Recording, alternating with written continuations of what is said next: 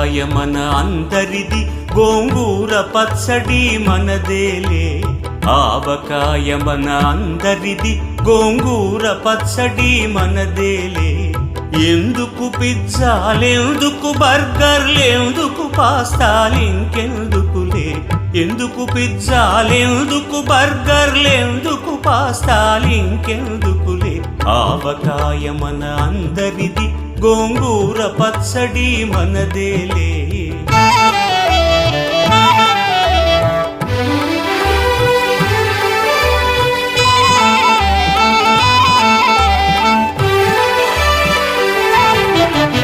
ఇడ్డెన్లలోకి కొబ్బరి చట్నీ, పెసరట్టులోకి అల్లమురా.